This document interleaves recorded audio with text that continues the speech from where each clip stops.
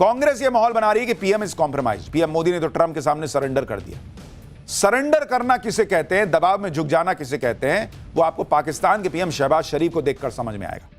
Washington में कल जब गाजा पीस बोर्ड की बैठक हुई तो उस बैठक में डोनाल्ड ट्रंप ने पाकिस्तान के पीएम शहबाज शरीफ को खड़े होने के लिए कह दिया और वो भाई खड़ा भी हो गया। शहबाज शरीफ की बॉडी लैंग्वेज ऐसी थी, जी बॉस, आपने खड़े होने के लिए कहा, मैं अभी खड़ा हो जाता हूं सर। बैठ जाने को कहा, मैं बैठ जाता हूं सर। डोनाल्ड ट्रंप ने शहबाज शरीफ को खड़ा किया और पीएम मोदी की बात करने लगे। सुनिए कैसे ये आदमी ये सारी बेइज्जती सहता है। इसको कहते हैं कॉम्प्रोमाइज्ड होना। I think you should actually stand. Come, please, stand just for a second. Pakistan and India, thank you very much. And I spoke to Prime Minister Modi. He's excited. He's watching us right now. आप देखिए Gaza piece board में शहबाज शरीफ का क्या हाल था। वहां शहबाज शरीफ को कोई पूछने वाला नहीं था। शहबाज शरीफ अलग थलग नजर आ रहे थे। इसके बावजूद शहबाज शरीफ ने डोनाल्ड ट्रंप की चापलूसी में कोई कमी नहीं रखी। सुनिए शहबाज शरीफ डोनाल्ड ट्रंप के लिए क्या क्या कह रहा था। भाई इसको कहते हैं कॉम्प्रोमाइज्ड होना।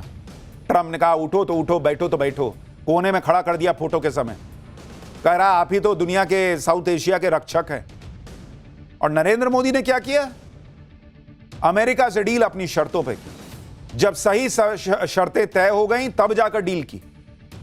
टैरिफ का लोड नहीं लिया, दुनिया भर में डील पे डील की। अमेरिका को बता दिया वर्ल्ड ऑर्डर चेंज हो रहा है।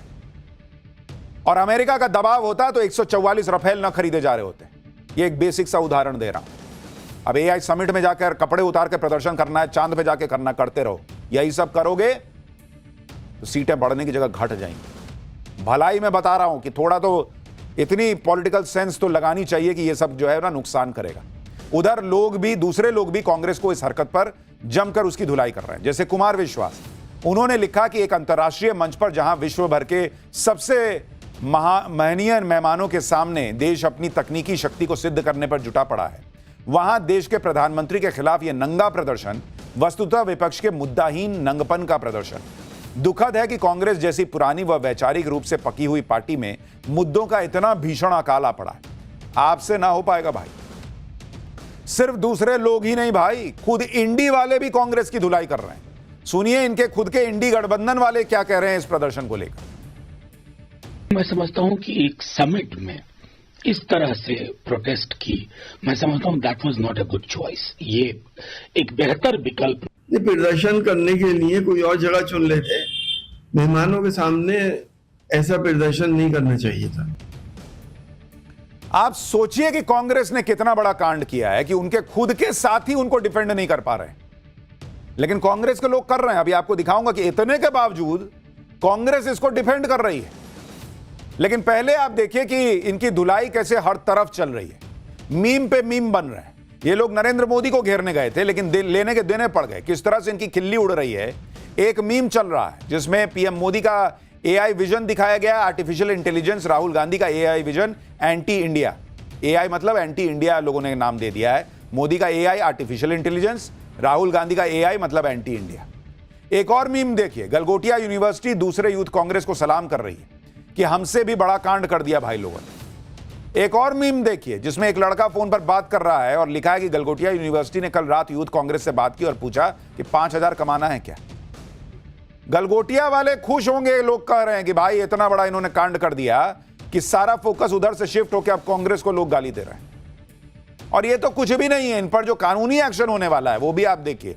दिल्ली पुलिस के सूत्रों के मुताबिक जो भाग गए उनकी धरपकड़ के लिए रेड चल रही है। दिल्ली पुलिस किसी को भी छोड़ने वाली नहीं है। दिल्ली पुलिस पूछताछ कर रही है। उसमें कुछ नाम सामने आए हैं। जो गिरफ्तार हुए हैं उन पर गैर जमानती धाराएं लगाई गई।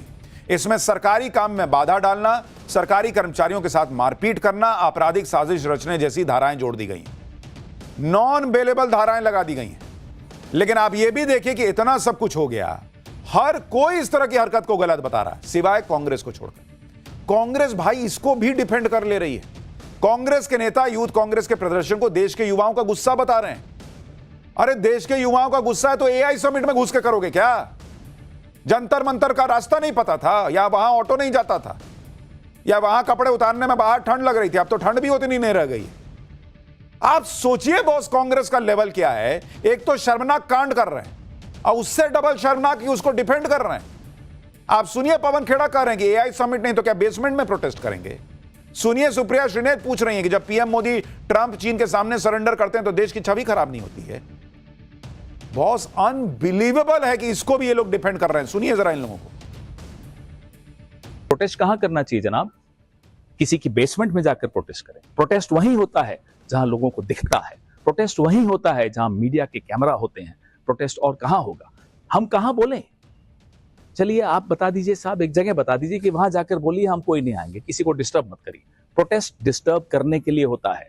अब किसी को नजर आती नहीं कोई दरार, घर की हर दीवार पर चिपके हुए हैं इश्तिहार। आज इंडियन यूथ कांग्रेस ने उन इश्तिहारों को खींचकर फाड़ दिया। आज मीडिया के चरण चुंबकों को देश की छवि वाली लाइन दी गई है। देश की असल छवि हर हाल में मोदी जी का चरणवंदन करने को मजबूर, असल मुद्दों से कोसों दूर गोदी गिद्ध खराब करते हैं। So please just shut up and sit down.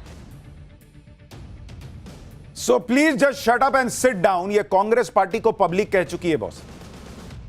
100 seat नहीं आती इनकी, चुनाव पे चुनाव हारते हैं और उसके बाद नौटंकी ये कि भाई मीडिया क्या कर रही है। और ये जो मैडम बोल रही है ये खुद पहले मीडिया में थी, आज कांग्रेस में चली गई हैं, दूसरों को ज्ञान बांट रही हैं। पवन खेड़ा कह रहे हैं कि कहां प्रदर्शन करें, हंगामा करने के लिए ही इस तरह की चीजें होती हैं। क्यों जंतर मंतर नहीं दिखता? अन्ना हजारे ने इतना बड़ा प्रदर्शन किया था, किसी समिट में घुस के किया था क्या? रामलीला मैदान में किया था, वो जगह नहीं दिखती? या रामलीला मैदान भरने के लिए पब्लिक नहीं आएगी आपके पास? आप सोचिए बॉस, इतना सब कुछ हो गया, उसके बाद बेशर्मी से इसको डिफेंड कर रहे हैं।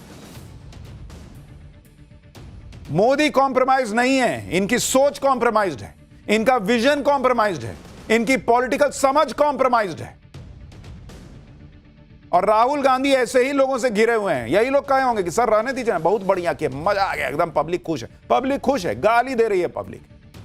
कांग्रेस के युवा संगठन के प्रदर्शन को डिफेंड करने के लिए कांग्रेस के नेता साल 2010 की कहानी ले आए। मनीष तिवारी क्या कह रहे हैं कि 2010 में जब कॉमनवेल्थ गेम्स के दौरान पूरी दुनिया की नजर भारत पर थी, विश्व के खिलाड़ी और अंतर्राष्ट्रीय मीडिया भारत में मौजूद थे, तब भाजपा ने देश भर में आंदोलन किए थे। तब देश की प्रतिष्ठा खतरे में नहीं थी, लोकतंत्र में विरोध अधिकार है। कांग्रेस नेता कह रहे हैं कि कॉमनवेल्थ गेम्स के समय बीजेपी अध्यक्ष नितिन गडकरी और उनके नेता देश भर में विरोध प्रदर्शन कर रहे थे। क्या तब देश की इमेज की चिंता नहीं थी? बॉस मनीष जी, कोई नहीं कह रहा कि आप प्रदर्शन मत कीजिए, जरूर कीजिए, लेकिन क्या बीजेपी जो 2010 में प्रोटेस्ट कर रही थी वो हॉकी मैच के अंदर मैदान में घुस कर रही थी क्या? वो रेसलिंग के बीच में खिलाड़ियों को कोहनी मार के वहीं प्रदर्शन कर दे रही थी क्या? इस प्रदर्शन को लेकर यूथ कांग्रेस के नेता अपनी पीठ थपथपा रहे हैं जैसे देश के लिए कोई मेडल लेकर आ गए। यूथ कांग्रेस अपने कार्यकर्ताओं को जाबाज बता रही, तर्क दिए जा रहे हैं कि एआई समिट तो ध्यान भटकाने के लिए हो रहा है। युवा कांग्रेस देश के हक की लड़ाई लड़ती रहेगी और हर मंच पर सच बोलती रहेगी। कहा जा रहा है कि देश का मीडिया सिस्टम और खुद प्रधानमंत्री कॉम्प्रोमाइज हो चुके हों, उसके खिलाफ आवाज उठाने का मंच आखिर बचता ही कौन सा है? हम एआई समिट के खिलाफ नहीं है, हम भारत के हितों के साथ हो रहे समझौते के खिलाफ है। हम महात्मा गांधी के दिखाए रास्ते पर अगर चलना जानते हैं तो सरदार भगत सिंह के दिखाए रास्ते पर भी चलना जानते हैं। एआई समिट के चमकदार मंच के पीछे सच दबाया नहीं जा सकता। जब देश हित से ऊपर कॉर्पोरेट हित दिखे और विदेश नीति में नरमी साफ नजर आए, तब विरोध कर्तव्य बन जाता है। ये महात्मा गांधी के रास्ते पे चल रहे हैं। महात्मा गांधी ने कहा था कि आजादी के बाद कांग्रेस को डिसमेंटल कर देना। वो शायद समझ गए थे कि राहुल गांधी की कांग्रेस बनते बनते कांग्रेस का यह हाल हो जाएगा। कह रहे हैं मीडिया कॉम्प्रोमाइज्ड है, इनके हिसाब से जुडिशरी भी कॉम्प्रोमाइज रहती है, इलेक्शन कमीशन कॉम्प्रोमाइज, सब कॉम्प्रोमाइज हो गए। इनकी पॉलिटिकल समझ कॉम्प्रोमाइज नहीं है कि ये करेंगे तो पब्लिक क्या करेगी। जो राहुल गांधी बोल दें, सबूत हो नहीं हो, राफेल में चोरी हो गई है, पेगासस मेरे फोन में डाल दिया है, ये कर दिया, वो कर दिया, वोट चोरी हो गई, जो राहुल गांधी बोल देते हैं वो मीडिया दिखा देता है। बिना छपी किताब दिखा देते हैं मीडिया, वो भी दिखा देता है। फिर भी इनका मन नहीं भर रहा।